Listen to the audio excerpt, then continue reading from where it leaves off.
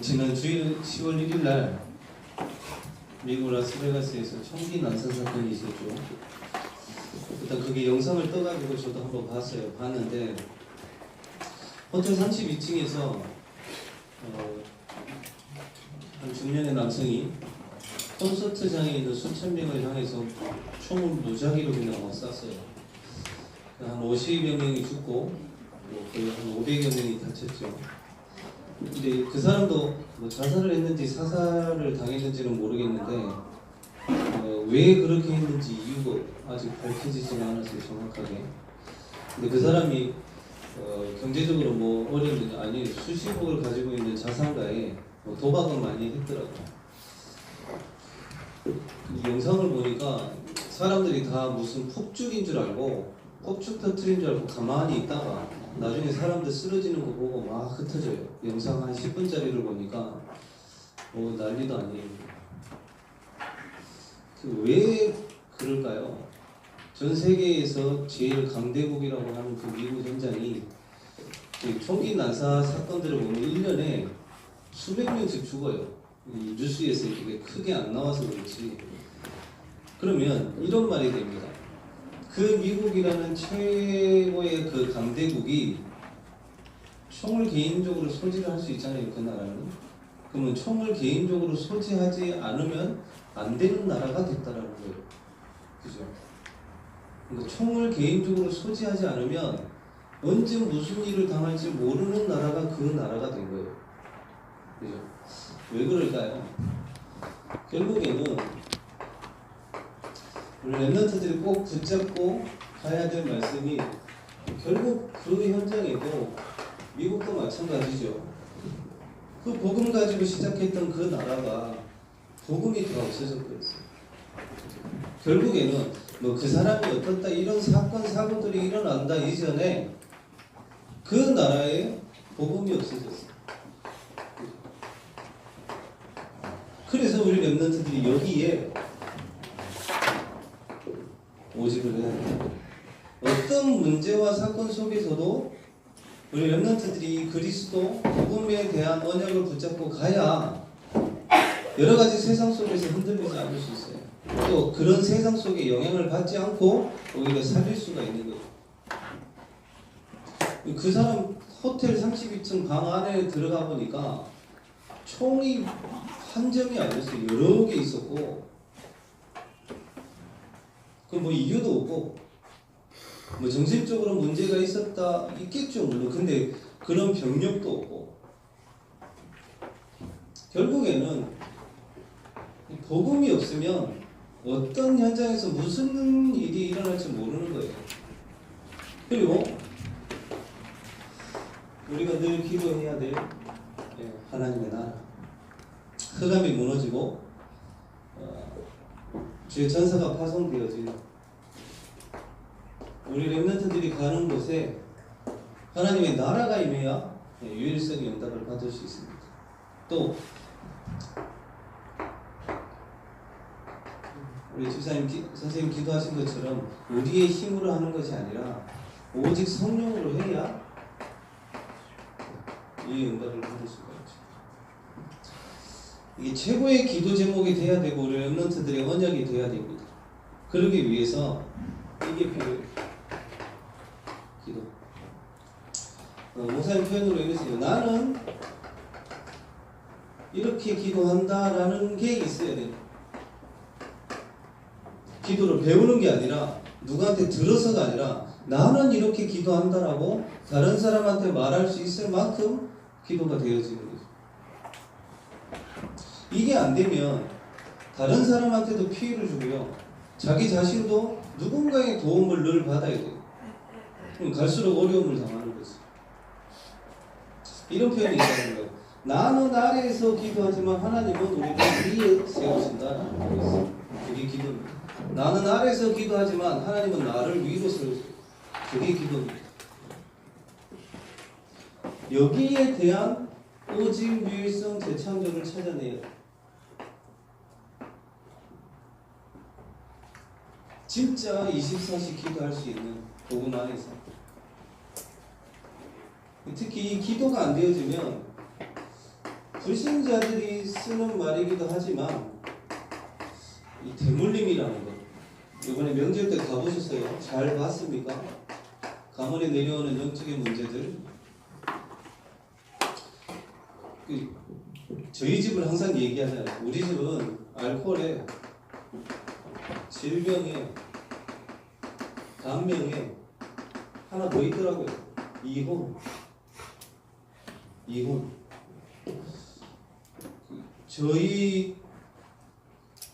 제가 부르는 분 중에 삼촌이라고 부르는 분이 몇 분 있어요. 근데 저희 아버지가 외아들이시거든요. 근데 왜 내가 저분한테 삼촌이라고 불러야지 이유를 몰랐어요. 알고 보니까 예전에 옛날에 못 산 사람이 어디 있겠습니까? 다 잘 살았겠지. 근데 저희 할아버지가 부인이 3명이에요.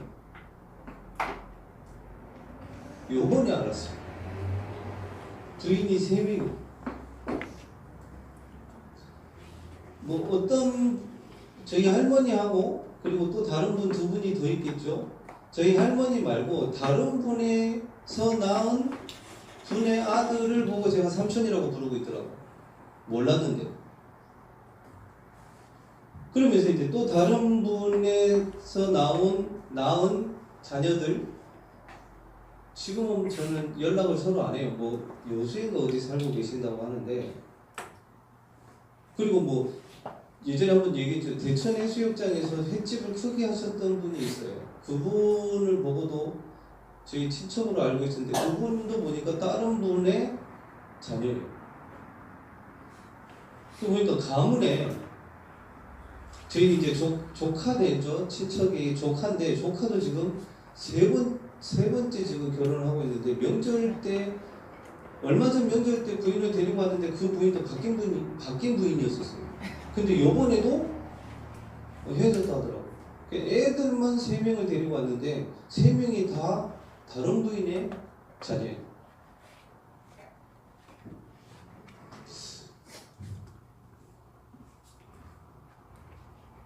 자, 이런 거 있잖아요. 나는 우리 부모님이랑 아니면 우리 가문에서 일어나는 문제들을 정말로 싫어서 안 하고 싶은데 내려와요. 기도가 안 되어지고. 유 목사님도 메시지 하시면서 분명히 얘기하셨어요. 이게 안 되어지면 내가 너무 싫은 그 모습 나도 하고 있다니까요, 나중에. 근데 그거를 잘 인정을 안 하고 싶고 인정을 잘 안 해요. 근데 나중에 알게 되죠. 이제 복음을 깨달아 갈수록 이게 내려오는구나 알게 돼요. 그래서 진짜 우리 기도할 때 간절함이 있어야 돼요. 진짜 기도에 대한 응답과 나는 이렇게 기도한다라고 했을 때에 진짜 간절히 기도를 하고 하는데 시간을 정하고 제목을 정해놓고, 이거는 강단 말씀이 제일 좋아요. 제목을 정해놓고 끝까지. 그럼 이렇게 되면 요렇게 됩니다. 내가 뭔가를 가는 게 아니라 성령 인도를 받게 돼요. 렘넌트 때에 하나님이 나를 자녀 삼으시고 나를 이렇게 인도해 가시는구나가 체험이 안 되어지면요, 세상에 나가면 또 내 방식대로 살아가고 세상이 말하는 거에 다 휩쓸려다. 이 성령 인도를 받으면 3가지를 이기게 돼요. 나 자신, 세상, 사단을 이기게 됩니다. 그래서 이 기도가 너무 중요한 거예요. 근데 기도를 할 수 없도록 뭔가에 내가 뺏겨요. 그죠? 그거는 나중에 결론 가서 얘기하겠습니다. 그리고 정체성에 대한 오직, 유일성, 재창조에 있어야 돼요. 나는 누구다라는 거 있잖아요. 나는 누구다. 여기에는 다른 사람 누군가에 불려지는 나 말고, 그리고 누군가가 좋다고 하는 나의 것 말고 하나님이 원하시는 나와 나의 것은 따로 있단 말이에요. 누군가에 불려지는 나 말고 저는 재은이 아버지, 누구의 남편, 어느 교회 목사입니다. 그거는 누군가에 의해 불려지는 나예요. 그거 말고 하나님과 나와의 관계 속에서 하나님이 나에게만 원하시는 게 있단 말이에요. 그거를 찾아야 이게 나와요. 여기에는 나의 것이라는 것을 우리 랩런트들 제일 고민하는, 내가 앞으로 무엇을 해야 될지 갈란트에 있단 말이에요. 여기서. 그러니까 누군가에 의해서 불려지는 나 말고, 또 누군가에 의해서 좋다라고 하는 그것 말고, 대부분 그렇잖아요. 세상이 말하는 거 이거는 좋다 하더라.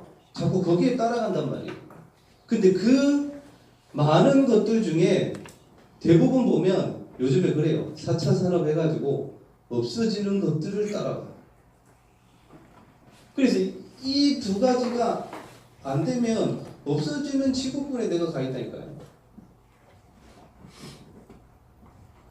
진짜로 기도하셔야 돼요. 뭐 여러 가지가 있겠지만.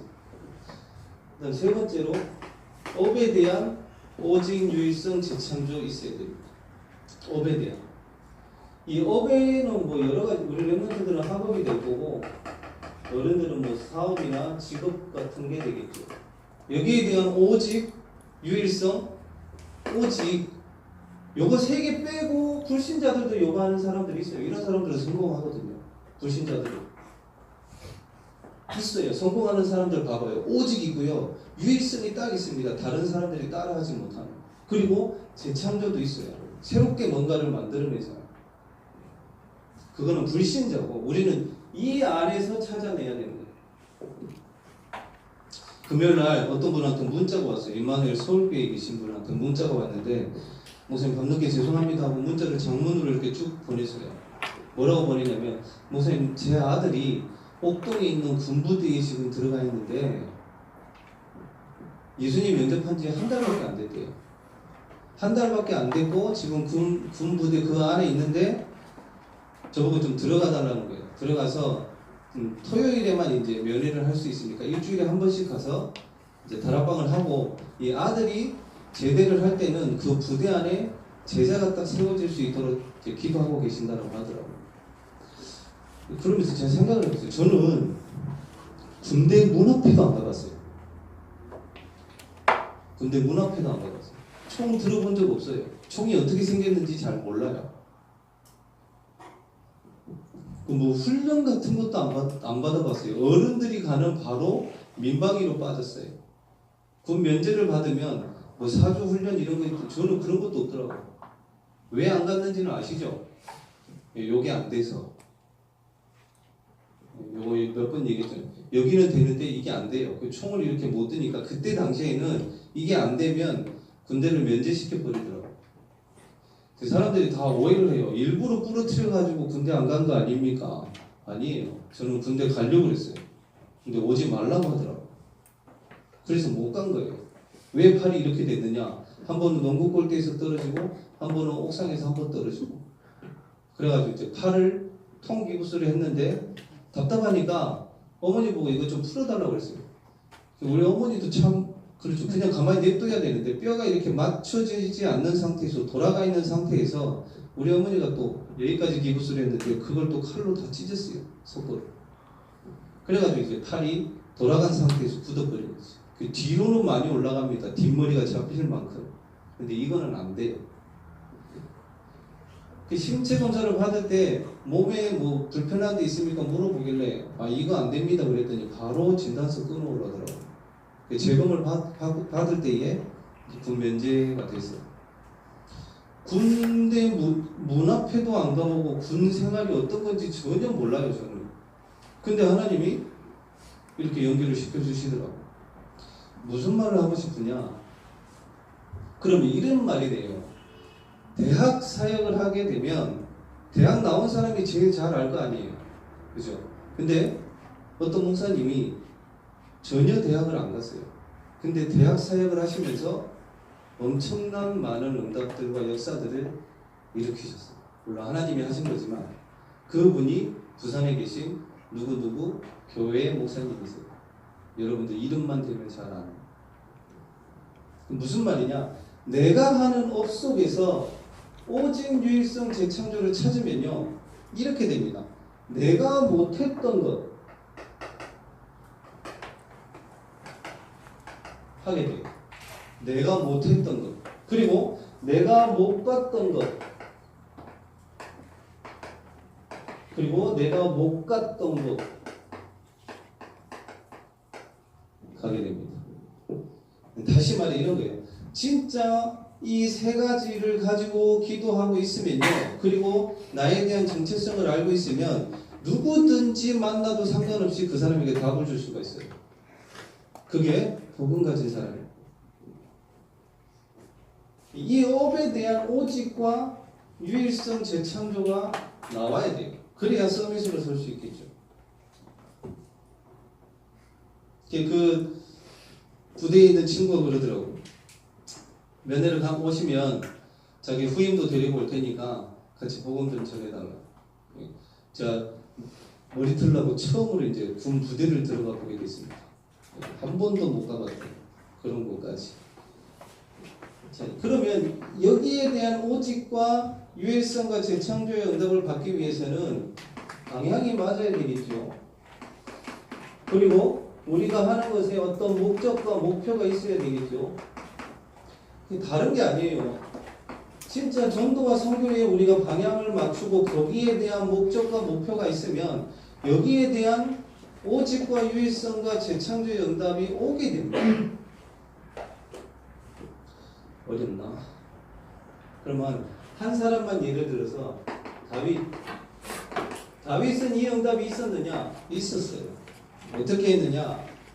오직은 시편 1편 1절에서 6절 말씀 나와 있습니다.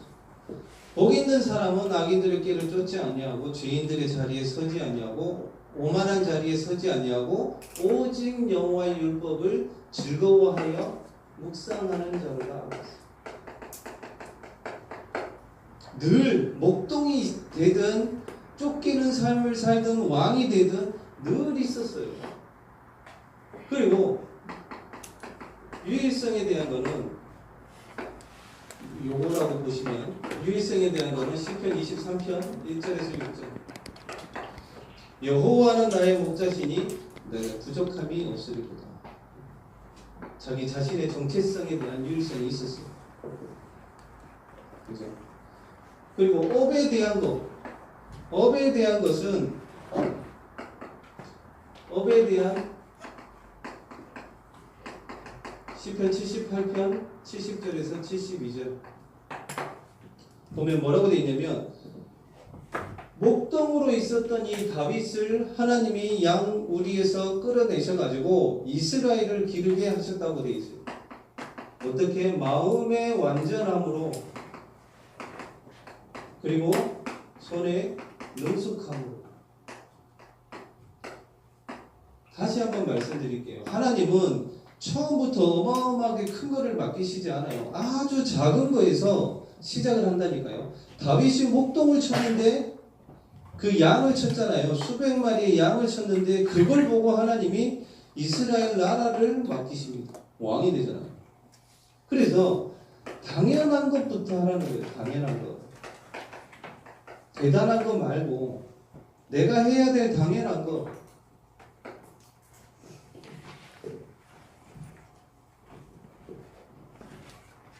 그리고 이렇습니다. 양의 특징이 있어요. 한 목자의 음성만 듣습니다. 그죠? 한 목자의 음성만 듣는데 우리 렘넌트들이 그래야 돼요. 우리 선생님들도 마찬가지고 제가 만약에 임마누엘 울산교회 부목사인데 다른 교회의 메시지를 듣고 은혜를 받고 거기만 따라간다.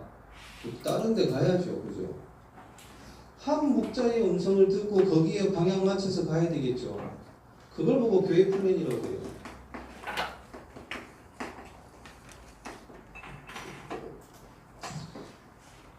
업에 대한 진짜 유일성의 응답도 다윗은 받았습니다. 자, 오늘 우리 렘넌트들이 요 세 가지의 언약을 꼭 붙잡고 진짜 기도할 수 있는 뭔가를 찾아야 돼요. 가나 혼인잔치에 예수님이 왜 오셨는가?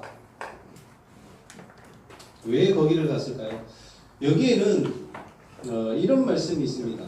그 가정에 대한 오늘 그 성경 내용인데, 성경에 보니까 이런 말이 있어요. 너희 침소를 더럽히지 마라, 이런 말이 되어 있습니다. 이 말은 육신적으로 그런 것만 말하는 게 아니라 하나님과 나와의 관계를 말해요. 그리스도와 나와의 관계. 그러니까 신랑으로 오신 이 예수 그리스도를 신부된 우리가 어떻게 맞이하느냐, 그걸 말합니다.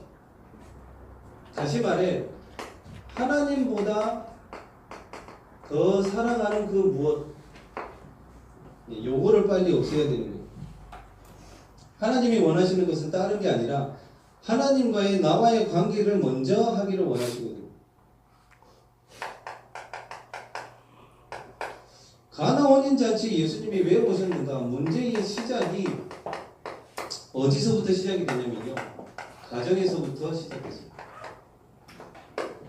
그죠? 창세기 3장에 하나님의 형상대로 남자와 여자를 만드셨는데, 창세기 3장 4절 5절에 보니까 이렇게 돼 있어요. 처음에 하나님이 남자를 만드시고 여자를 나중에 만드시잖아요. 아담의 갈비뼈를 취해서. 그때 아담이 한 말이 있어요. 뭐라고 그랬냐면, 내 뼈 중에 뼈요, 내 살 중에 살이라고 이렇게 얘기를 합니다. 엄청나게 좋았던 거죠. 근데 창세기 3장 이 사건 딱 이후로 보니까 하나님이 아담한테 물어봅니다. 선악과를 네가 왜 먹었느냐 했더니, 하나님이 만들어서 짝지어 주신 저 여자가 먹으라고 해서 먹었습니다, 이렇게 나와요. 그렇게 내 뼈 중에 뼈요, 살 중에 살이라고 해놓고선 이제는 그럽니다. 하나님이 만들어줘서 짝지어 주신 저 여자가 먹으라고 해서 먹었습니다. 뭐예요? 자기가 하나님이네요. 창세기 3장에 자기 기준으로. 처음에는 너무 좋았다가 죄를 짓고 나니까 하나님에게 이제 원망투로 얘기를 합니다. 하나님이 만들어줘서 짝지어 주신 저 여자가 먹으라고 그래서 먹었다고 얘기를 해요.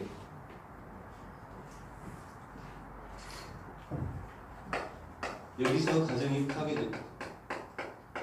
그리고 창세기 6장 1절에서 5절에 보니까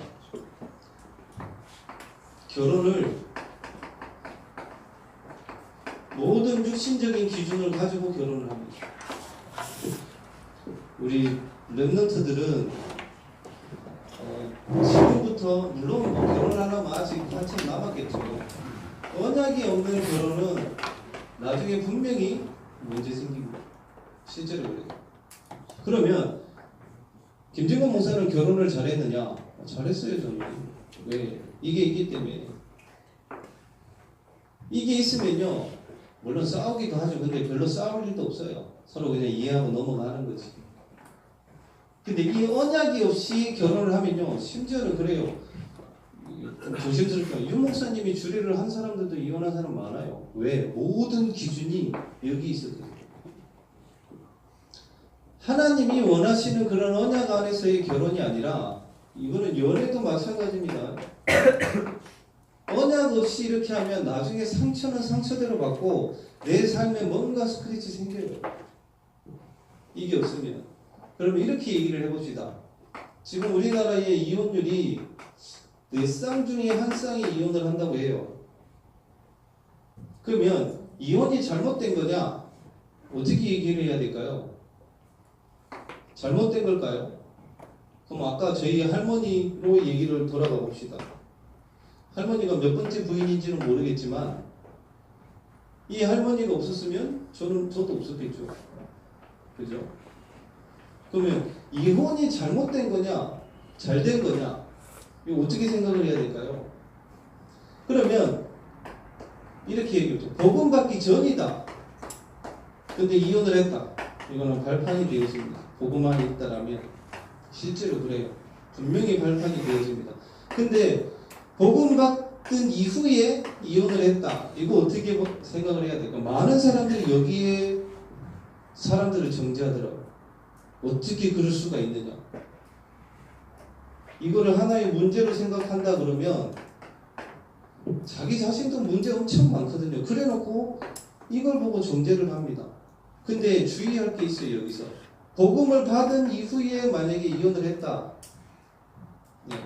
진짜 그게 어쩔 수 없는 상황이라면 그것 또한 복음 안에서는 분명히 발판이 되어지겠죠. 근데 이런 게 있어요. 진짜 복음을 알고 내가 진짜 복음 안에서 상대방을 놓고 기도하고 그러고 있다라면 그럼에도 불구하고 이혼할 수밖에 없는 상황이라면 해야 되겠죠.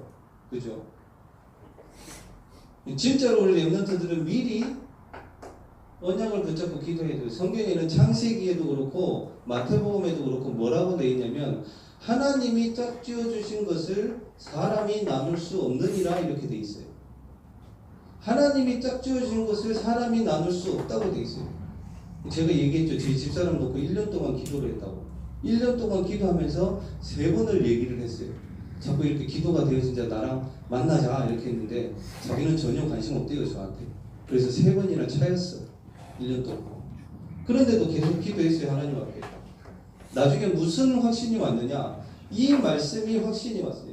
하나님이 짝지어 주신 것을 사람이 나눌 수 없다. 그럼 무슨 생각까지 왔느냐. 아, 이 사람이 다른 사람한테 갔다가도 오겠구나. 이 생각까지 했어요. 그게 믿음이지. 그럼 반대로 얘기를 해봅시다. 사람이 짝지은 것을 하나님은 나눌 수 있어요. 어떤 기준에서? 창세기 6장에 자기가 육신적으로 원하는 어떤 기준들을 가지고 결혼을 한 거예요. 그러면 또 여러 가지 말들이 있겠지만 진짜 언약 안에서 만나고 언약 안에서 기도해야 되겠죠. 결혼도 해야 되겠죠. 그게 너무나도 중요한 거예요. 이게. 뭐 여러 가지 말들이 있겠지만 요거는 절대로 놓치지 말았으면 좋겠어요. 왜 문제가 시작이 되느냐? 가정에서 시작됐다니까요. 첫 문제가. 그럼 이 가정이 너무나도 중요한 거예요.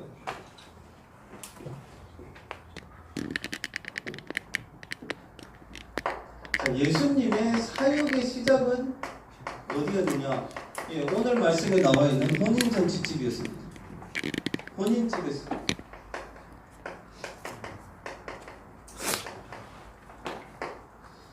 다시 말할게요. 이혼한 사람 절대로 정죄하지 마세요. 그걸 가지고 뭐 이렇다 저렇다 하나님의 그 뒤에 더 큰 계획이 분명히 있을 텐데 그걸 우리가 왜 판단을 합니까? 그죠? 만약에 그 사람을 통해서 하나님이 더 큰 일을 우리보다 더 큰 일을 얼마든지 더 그 사람을 통해서 하실 수 있는데 자, 즐거운 혼인집에서 첫 사역을 시작합니다. 너무 즐거운 그렇죠. 가정이 즐거워야 되는데 너무 힘들어. 이유 있어요 그거. 혼인집에서 예수님이 물을 포도주로 바꾸십니다. 이 포도주는 성경에 예수님의 피를 말을 해요. 그죠? 다시 말해 가정 안에 복음이 없다. 분명히 문제 생겨요. 가정 안에 복음이 없다라면. 그래서 예수님이 보여주잖아요. 직접 물이 포도주로 바뀌는 거예요. 그러면서 변화되어지는 것으로 확인됩니다. 가정에 복음이 들어간다. 분명히 그 가정 변화되어집니다. 그래서 우리 렘넌트들 중에 부모님이나 가문에 복음이 없으면 진짜 복음을 받을 수 있도록 진짜로 기도해야 돼요. 변화되어지도록. 예수님이 왜 혼인집에서 처음 사역을 시작하셨느냐? 처음 문제가 가정에서 시작됐으니까 그거 바꾸시는 거예요.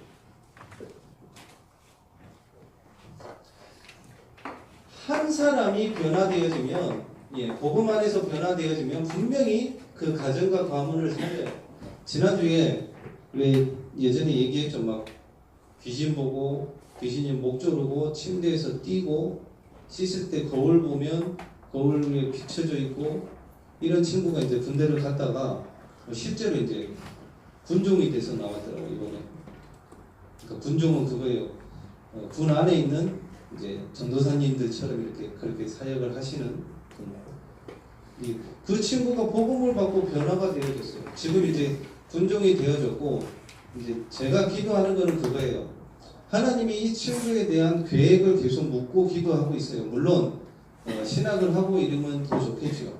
감사하겠지만 그 친구가 변화되어지면서 이제 그 가정과 가문에도 하나님의 중요한 계획들을 이루어 가시겠죠.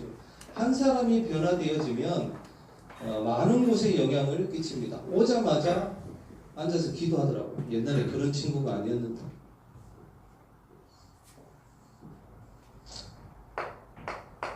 그리고 사역을 하실 때에 기적을 일으키셨죠. 언제 진짜로 기적이 시작되느냐?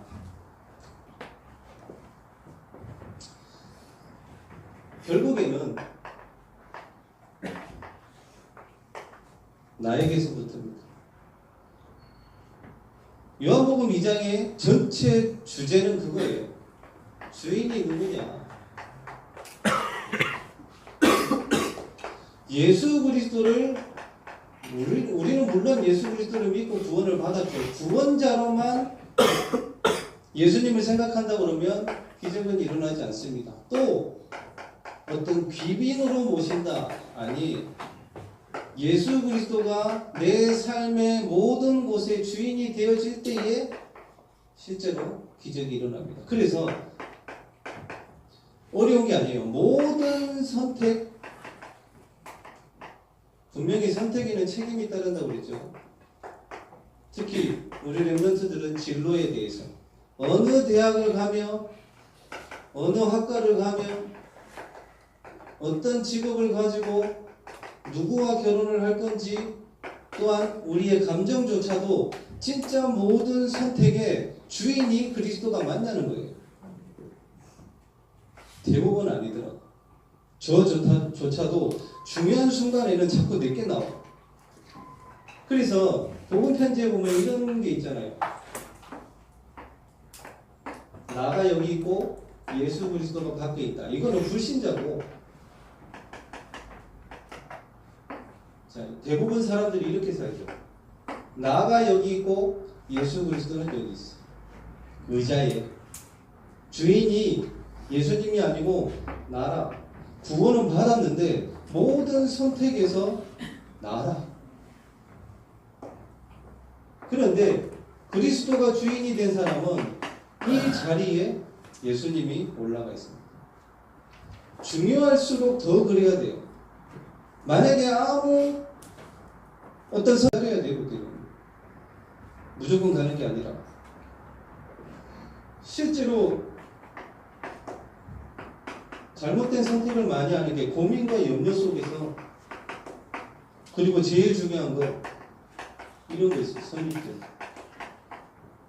자꾸 이제 잘못 선택하는 거고, 이 선입견의 주인도 보면 나예요. 내가 먼저 들어가서 모든 걸 판단해 버려요.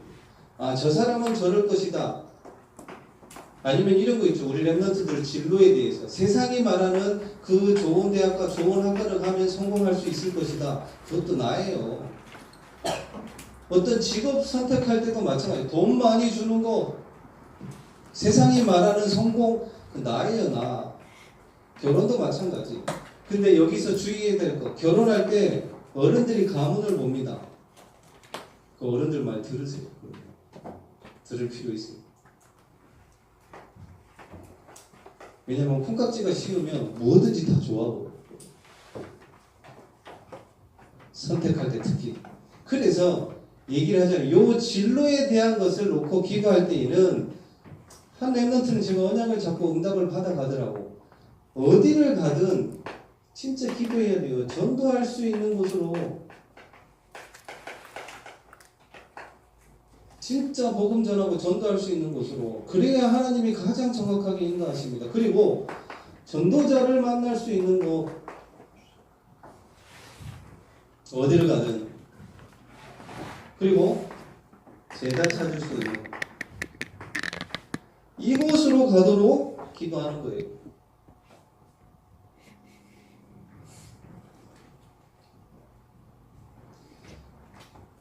진짜 예수 그리스도가 주인이 되기 위해서는 필요하더라고.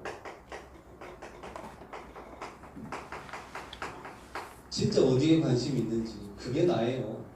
그죠? 그리고 무엇을 위해서 하는지, 그리고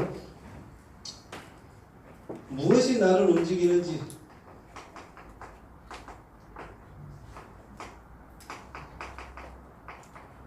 한 번쯤은 생각해 봐야 돼요. 우리 렘넌트들이 한 번쯤은. 봐봐요. 크로스비 같은 경우에 봐봐요. 이런 게 진짜 할 수 있을까요? 소경인데 하나님 저는 눈 안 떠도 괜찮습니다. 근데 이 크로스비가 제일 많이 지은 찬양에 길이라는 게 제일 많이 나와요. 사람들이 앞을 잘 본다고 하는 그 사람들이 길을 못 찾아서 헤매는데, 앞을 못 보는 이 크로스비는 뭐라고 기도했느냐? 하나님 저는 눈 안 떠도 괜찮습니다. 그런데 길에 대한 찬양을 제일 많이 했어요. 영적으로. 안희숙 여사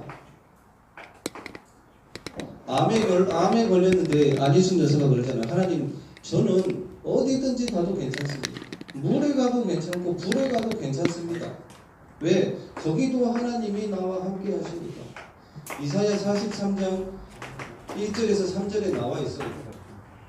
하나님 뭐라고 하시냐면요, 야곱아 너를 창조하신 여호와께서 지금 말씀하시느니라. 네가 물 가운데에 지날 때에도 내가 너와 함께 할 것이며 강을 건널 때에 물이 너를 침몰하지 못할 것이며 내가 불 가운데로 지날 때에도 타지 아니할 것이라. 왜? 내가 너와 함께 하겠다고 하죠. 그러면서 우리가 지금 오래 붙잡고 있는 이사야 18장 43장 18절에서 21절. 예, 이전 일을 기억하지 말고 옛날 일을 생각하지 말고 새 일을 행하신다라고 하셨습니다. 별로. 자, 요게 되기 위해서는 한 가지 이번 주에는 꼭 해봤으면 좋겠어요. 우리 렘넌트들이 미디어 금식하는 거. 중요한 거 할 때는 핸드폰 꺼놓을 수 있는. 예. 왜냐하면 여기에 시간을 너무 많이 뺏겨요. 미디어 금식 한번 해보세요. 중요한 순간에 내가 하나님 앞에 설 때 그때만이라도 핸드폰 끄고 10분이든 15분이든 진짜 말씀의 기도에 집중하도록. 공부할 때도 마찬가지고. 아예 저희 집은 텔레비 안 켜요. 보자기 같은 걸 이렇게 딱 쌓아놨어요. 저도 안 봐요. 왜? 너무 많은 시간이 뺏겨요. 어저께 축구했더만요. 그것도 몰랐어요. 옛날 같았으면은 그걸 다 찾아서 보거든. 일부러라도. 근데 지금은 관심 없어요. 뭐 이기든 지든 뭐 이기겠지 지겠지. 이거 한번 해보셔야 돼요. 그래야 저 세 가지가 됩니다. 일부러라도. 기도하겠습니다. 하나님 아버지, 우리 렘넌트들이 기도할 수 있도록 인도하시고 모든 문제에 또한 어떤 상황 속에서도 오직 그리스도가 되어지고 우리 렘넌트들 가는 곳에 하나님의 나라가 임하여서 다른 사람이 할 수 없는 유일성의 응답받게 하시고 성령의 충만함을 날마다 받아 재창조의 응답을 받는 우리 렘넌트들 되게 하시며 이번 한 주간 미디어 금식을 통하여서 하나님과 나와의 관계가 회복되어지는 그런 한 주간 될 수 있도록 주님이 인도하여 주시옵소서. 살아계신 예수 그리스도 이름으로 기도드리옵나이다.